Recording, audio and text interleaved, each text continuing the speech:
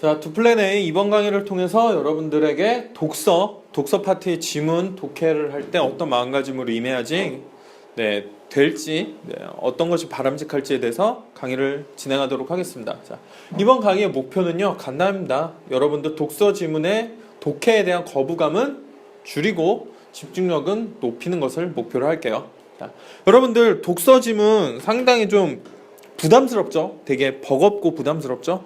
그도 그럴 수밖에 없어요. 뭐 말로는 고등학생 수준에서 이해할 수 있는 적절한 난이도의 지문을 낸다고 하는데 여태까지 나왔던 지문들이 모두 다 그랬느냐라고 하면 좀 고개를 갸웃하게 될 거예요. 물론 이야기 적절한 난이도의 지문들이 많이 나오기도 했는데 뭐 사람이란 게 그렇잖아요. 지문 5개 나왔는데 하나가 진짜 더럽게 어려우면 그 5개 전부 다 더럽게 어려운 것처럼 기억에 남잖아요. 뭐 대표적으로 여러분들 괴롭혔던 지문들이 어떤 게 있죠? 유명한 그레고리령 율리우스령 문제도 있었고, 사회적 할인율에 대한 지문도 있었고, 자기 영상 장치의 저장 방법, 데이터 처리 방법, 데이터 읽어오는 방법, 여러 가지들이 있었죠. 근데 좀 분명히 이거는 어렵다는 거예요. 사실 이자율에 대한 것도 우리 그냥 돈 맡기면 그것에 일정 비율 돌려주는 거 그냥 요 정도로 굉장히 간단하게 알고만 있는데 갑자기 사회적 할인율 지문이 나오더니 이것은 이자율에 반대되는 개념이다라고 이렇게 한마디 던져놓으면 그것을 바로 직관적으로 이해할 수 있는 학생들이 얼마나 되겠느냐 이거죠. 그러니까 당연히 여러분들 독해가 싫어질 수밖에 없습니다. 저는 특히 싫어했던 게 이제 기술 지문, 과학 지문, 정말 싫어했던 게 이제 예술에서 막 미술사 지문, 음악사 지문 이런 거 나오면 제가 진짜 싫어했거든요. 도대체 내가 왜 중세시대 미술에 대해서 내가 왜 알아야 돼? 막 이런 근원적인 거부감이 막 들었는데 이게 그냥 싫고 끝날 문제라면은 그렇게 큰 문제가 아닌데 자, 이게 바로 여러분들의 점수로 연결되니까 그래서 좀 심각하다는 거예요. 많이 강조했지만 수능에서의 독해라는 거는요. 자, 말 그대로 읽고 이해하는 능력이죠. 근데 여기에는 두 가지 능력이 필요합니다. 글을 잘 읽을 수 있으려면요. 바로 집중력이 필요하고요. 이해를 제대로 하려면 바로 어휘력이 필요해요. 물론 여러분들의 어휘력, 집중력 똑같이 중요하긴 하지만 지금 이 강의를 통해서 여러분들의 집중력에 대해서 포커스를 맞춘다고 했었죠. 그 이유는 무엇이냐? 이 어휘력이라는 건요. 여러분들이 지금까지 살면서 얼마나 많은 책을 읽어왔느냐 이게 결정하게 될 거예요. 그렇기 때문에 단기간에 강의 하나 듣는다고 확 해결이 되는 그런 솔루션은 없습니다. 세상 어디에도 없어요. 제가 단언할게요. 어디에도 없습니다. 하지만 이 집중력이라는 건요. 여러분들이 생각을 어떻게 고쳐먹느냐에 따라서 굉장히 극적인 변화를 맞이할 수도 있습니다. 제가 그랬거든요. 바로 그 비결에 대해서 알려드리도록 하겠습니다. 자, 여러분들이 독해에 임하는 마인드는 되게 이래요. 10명이면 9명은 이래요. 1등급 받는 학생들도 똑같습니다. 난 독서 지문 읽기가 너무 싫어. 내가 도대체 이걸 왜 알아야 되지? 잠깐 말씀드렸죠. 굉장히 근원적인 그 의문에 휩싸이는 거예요. 제가 그레고리력, 율리우스력을 제가 처음에 이제 수능 출제가 되고 분석하기 위해서 그걸 보면서 저도 보면서 짜증이 나는 거예요. 내가 도대체 이걸 왜 알아야 되지? 이런 게 어차피 살면서 쓸 일도 없는데 그렇잖아요, 여러분들.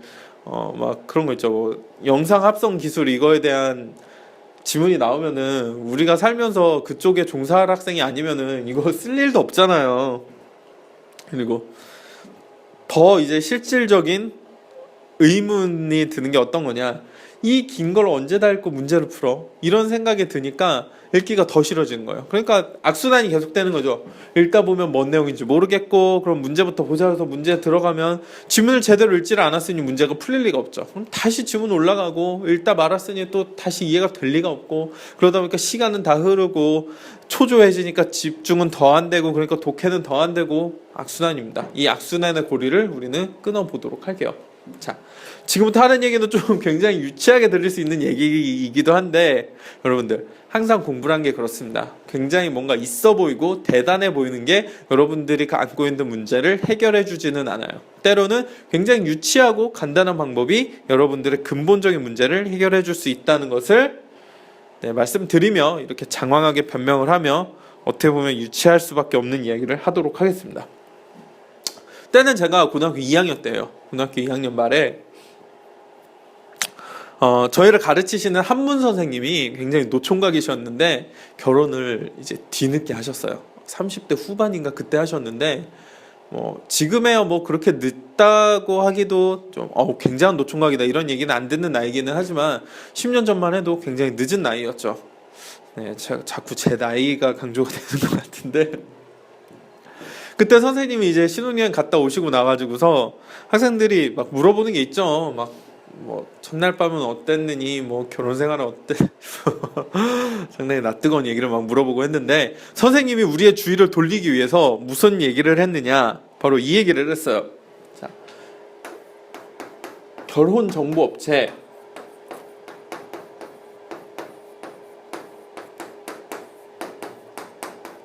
결혼정보업체에서 30살 전후에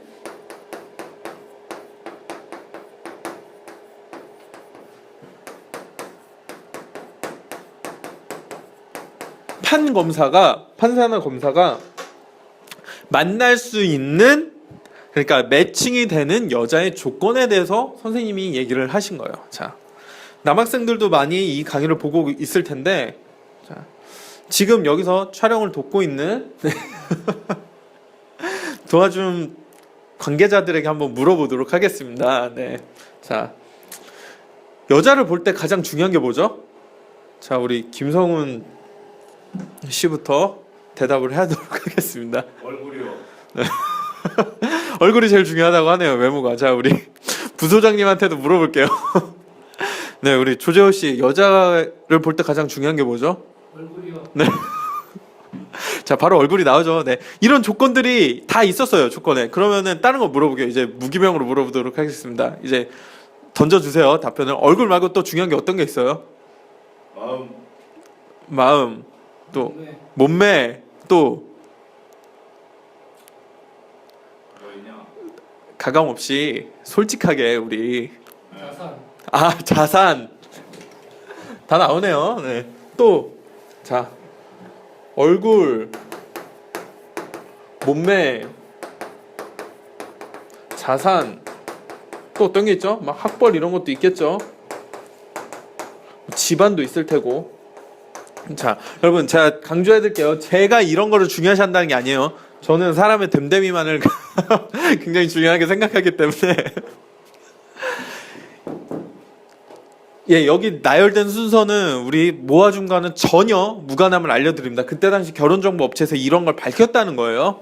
자, 이랬어요. 얼굴은 미인형 얼굴에 키는 몇이고 몸무게 몇 킬로 이것까지 상세하게 다 나와 있었어요. 자산은 얼마 이상 부모님 자산 20억 이상인가 그랬고요. 학벌 최소 서울 시내 모 대학 이상, 집안 아버지가 대학 교수거나 아니면 고급 공무원이거나 연 매출 몇 억 이상의 사장님이거나 이게 진짜 너무 상세하게 발표를 다 했다는 거예요. 선생님이 알려주시기를. 그 얘기를 듣고 어떤 거를 우리가 느꼈을까요? 우리 남학생들이 판검사가 돼야겠다. 그래서 그때 당시 진로 조사를 했는데 반 애들 중에 80% 이상이 다 법대를 희망하는 걸로 나왔어요. 저는 어땠을까요? 네, 저 또한 굉장히 맹렬한 전의를 불태우며 나의 길은 법대구나 생각을 하고 법대를 목표로 했습니다. 네. 근데 공교롭게 그때 이제 국어 공부를 하는데 문제집을 푸는데 법 관련 지문이 나온 거예요. 이제 비문학 독서 지문에. 그 전까지만 해도 저도 똑같았어요. 저도 이제 독서 지문 보면은 너무 읽기 싫고 도대체 이거 왜 알아야 되고 살면서 쓸 일도 없고 이 긴 걸 언제 다 읽고 문제를 풀어 이런 생각이 가득했단 말이에요. 저도 문제 풀기 진짜 싫었어요. 근데 딱 법 관련 지문을 보니까 더군다나 나는 법대 가서 그런 완벽한 여자를 만나서 결혼을 하고 싶은데 이 법 관련 지문이 나오니까 이런 생각들은 싹 사라지고 이거 어차피 나중에 내가 쓸 거네. 심지어 한 15년이 지난 지금도 기억이 나요. 그게 뭔지. 15년이 아니구나. 11년이 지난 지금도 기억이 나요. 독일시법과 미국시법에 대한 비교 설명이었어요.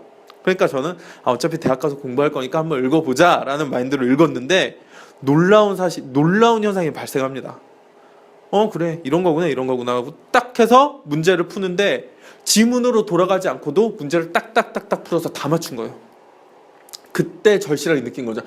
수능 독해에서 집중력이 발휘하는 그 힘이란 게 정말 놀랍구나. 집중력의 위력이. 그래서 그 이후로 저는 여기서부터 진짜 유치한 게 나오는데 정말 비문학 읽기 전에 독서 읽기 전에 자기 최면을 걸고 들어갔어요. 나중에 쓸 거니까. 자, 어떤 최면을 걸었냐? 저는 막 그때 당시 혈기왕성한 고등학생이었기 때문에 대학교 가서 연애가 너무 하고 싶었어요. 진짜. 제가 공부를 열심히 했던 가장 큰 원인은 일단 제 고향 청주를 떠나서 서울에서 혼자 사는 거였고요. 그리고 두 번째로 큰 이유는 서울 가서 진짜 예쁜 여자친구 만들어서 연애하는 게 진짜 목표였어요. 그래서 그것을 이용해서 비문학 독해를 할 때 마인드를 새로 했던 거죠. 자, 예를 들어서 제가 정말 싫어했던 미술사 지문이 나왔다. 그럼 이렇게 생각을 하는 거예요. 제가 이상형으로 생각했던 외모가 이연이었는데 내가 다음날 소개팅 하는데 이연이랑 진짜 똑 닮은 여자가 나오는 거예요. 사진을 봤는데 진짜 막 심박수 증가하고 만남만을 상상하는 것만으로도. 근데 그 여학생이 미술사를 전공한다는 거예요. 그러면은 근데 그때 마침 이렇게 끼웃거리다가 미술사 책이 있는 걸 도서관에서 발견을 했어요. 읽겠어요, 안 읽겠어요? 혼신의 힘을 다해서 읽어야지. 그쵸? 여학생들 막 송중기 닮은 오빠랑 막 소개팅을 하기로 했는데 그 오빠가 경제학과 다닌대요. 근데 우연히 책을 보는데 경제학에 대한 글이 있어요. 읽겠어요, 안 읽겠어요? 읽는다고. 필사적으로 읽어야지.